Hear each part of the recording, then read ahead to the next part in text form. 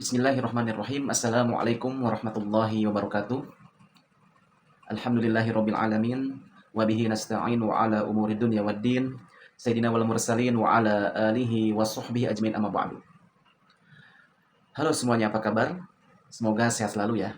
Walaupun kita pada kelas pagi ini dipertemukan melalui Zoom meeting atau secara daring, namun tidak mengurangi semangat kita untuk belajar dan menuntut ilmu. Sebelum kita memasuki materi, saya akan memberikan semangat kepada teman-teman semua yang hadir pada kelas pagi ini. Ketika saya bilang semangat pagi, maka silahkan dijawab pagi, pagi, pagi, luar biasa, Allahu Akbar. Terima kasih kepada teman-teman yang sudah menjawab dengan penuh semangat. Teman-teman, saya akan memberikan ilustrasi. Misal, kita menjadi petugas upacara bendera pada hari Senin, dan qadarullah kita kebagian tugas menjadi seorang pembaca Pancasila. Kemudian kita tanpa sengaja atau mungkin tidak tahu karena kita terlalu semangat salah mengucapkan poin-poin Pancasila. Maka apa yang terjadi? Maka orang-orang yang mendengar merasa ingin memperbaiki bacaan Pancasila kita. Dan kita ketika sadar bahwa itu salah, maka kita akan merasa malu. Nah, ilustrasi ini saya coba dijadikan menjadi ilustrasi sederhana bagaimana kita pentingnya belajar untuk mempelajari ilmu tajwid. Apalagi tajwid ini kan merupakan bagian dari perintah agama ya, agar bacaan kita lebih bagus, kemudian tidak merubah makna. Karena orang berpandangan seperti ini, teman-teman. Bolehlah kita melihat orang pandai, lancar membaca Al-Quran, tetapi ilmu tajwid ataupun hukum tajwid banyak yang dilanggar. Seperti apa? Seperti makhrajul hurufnya kurang sesuai, panjang pendeknya. Apabila itu terjadi, maka tentunya akan mengurangi pahala kita dalam membaca Al-Quran. Baik teman-teman, kita langsung saja ya. Kita belajar ilmu tajwid yang saya ambil dari kitab Tuhfatul Atfal, karangan dari Syekh Sulaiman Al-Jamzuri. Saya akan menyampaikan melalui slide yang sudah saya siapkan. Silakan teman-teman yang berada di Zoom untuk mempersiapkan diri.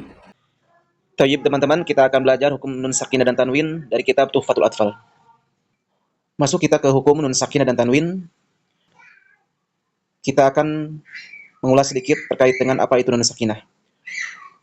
Nun sakinah adalah huruf nun yang bertanda sukun atau tidak berharkat yang tetap pada kondisinya baik wasol maupun wakof, baik dalam pengucapan maupun penulisan.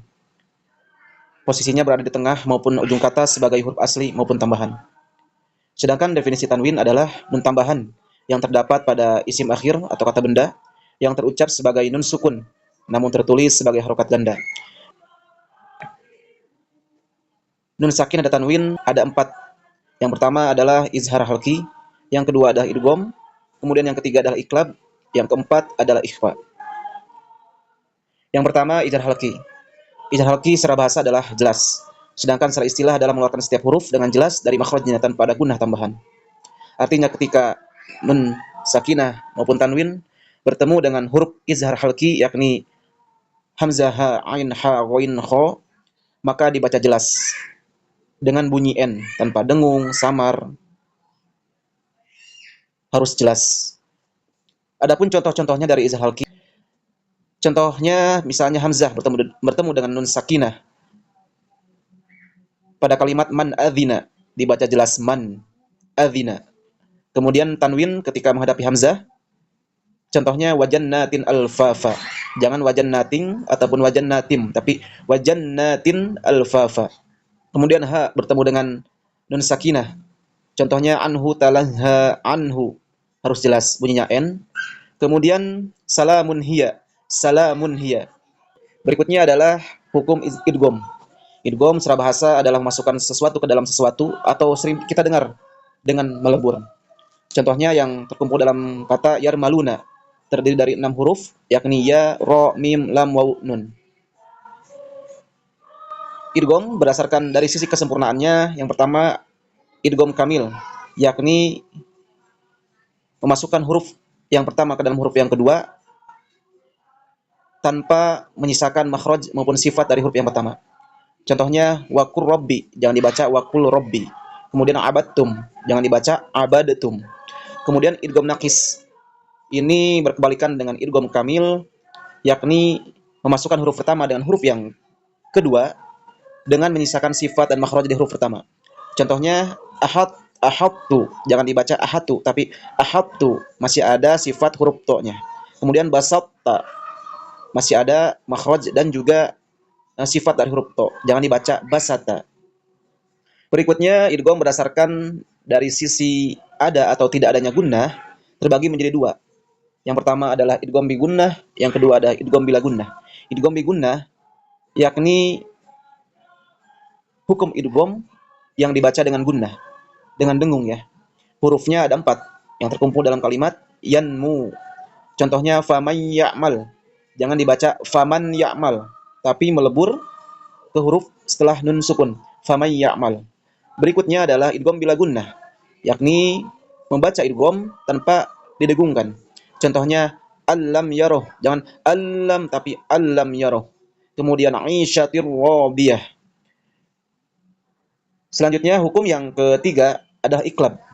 Iklab secara bahasa adalah at-tahwil, yang maknanya mengubah. Kemudian secara istilah adalah mengubah nun sakinah ataupun tanwin menjadi huruf mim secara pelafalan bukan secara tulisan, disertai dengan ikhfa dan gunnah saat bertemu dengan ba. Nah, huruf iklab ini hukum hurufnya cuma satu ya, yakni ba. Contohnya ketika nun sakinah menghadapi ba dibacanya fa'ambatna fiha habba, bukan pa'an batna tapi fa'ambatna. Kemudian tanwin ketika menghadapi huruf ba, maka contohnya salah satunya kiromim baroroh. Jangan dibaca kiromin tapi kiromim baroroh. Yang terakhir adalah ikhfa hakiki. Ikhfa hakiki ini memiliki huruf sebanyak 15 huruf, yakni sod, dha, tha, kaf, jim, shin, ko, kof, sin, dal, po, za, zai, fa, ta, do, dan zo. Secara bahasa ikhfa artinya menyamarkan atau menyembunyikan. Sedangkan secara istilah adalah mengucapkan nun sukun dan tanwin di antara izhar dan idgham. Sebelum kita ke contoh, ikhfa memiliki 3 tingkatan. Yang pertama itu ikhfa aqrab, paling dekat dengan makhraj nun. Hurufnya to, ta, dan dal. Kemudian ikhfa ab'ad. Ikhfa ab'ad ini paling jauh dengan makhrajnya nun. Hurufnya ada 2, qaf dan kaf. Sedangkan ikhfa awsat itu bunyinya pertengahan antara ikhfa aqrab dan juga ikhfa ab'ad. Hurufnya ada 10 selain dari huruf ikhfa aqrab maupun ikhfa ab'ad. Contohnya, ikhfa awsat ketika shad menghadapi nun sakinah maka dibaca fangsob. Maka bunyinya itu antara huruf atau ikhfa ab'ad dan juga ikhfa aqrab. Kemudian soffang soffa. Kemudian ab'ad. Ab'ad ini ketika kaf menghadapi nun sakinah, contohnya minkum. Tadi di definisi awal disebutkan bahwasanya ikhfa ab'ad ini paling jauh makhrajnya dengan huruf nun. Maka bunyinya adalah ng ya. Minkum. Sedangkan ketika ikhfa aqrab itu makhrajnya dekat dengan nun. Contohnya angta, maka makhrajnya itu mendekati huruf nun. Angta.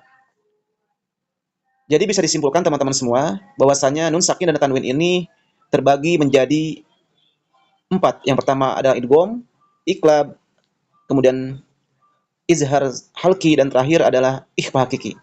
Semoga teman-teman bisa memahami materi yang saya sampaikan. Silakan dari teman-teman apakah ada yang kurang paham ataupun yang ada yang ditanyakan terkait materi yang saya sampaikan pada pagi hari ini. Misal, kenapa dalam Al-Quran ada kalimat ad-dunya? Kenapa gak dibaca idgham bi gunnah, ad-dunya? Berdasarkan kitab Tuhfatul Atfal bahwasanya ketika nun sukun bertemu dengan huruf idgham dalam satu kalimat maka dibaca ad-dunya. Begitu juga dengan kalimat atau kata sinwan, kinwan, dan lain sebagainya. Baik teman-teman, kita cukupkan materi kita pada pagi hari ini. Semoga kita semua bisa mengambil materi ini dengan sempurna dan kita bisa mengamalkan. Ketika kita membaca Al-Quran, kita bisa mengamalkan hukum bacaan nun sakinah dan tanwin ini. Saya ada pantun buat kita semua agar senantiasa bisa semangat untuk belajar menuntut ilmu. Ada tamu dari negara Kenya pergi ke Medan mencari papan. Ilmu itu tidak datang dengan sendirinya, tetapi didapatkan dengan perjuangan dan kesabaran. Marilah kita akhiri dan hamdalah dan juga doa kafaratul majlis. Alhamdulillahirabbil alamin. Subhanakallahumma bihamdik asyhadu an la ilaha illa anta astaghfiruka wa atubu ilaik. Wassalamualaikum warahmatullahi wabarakatuh.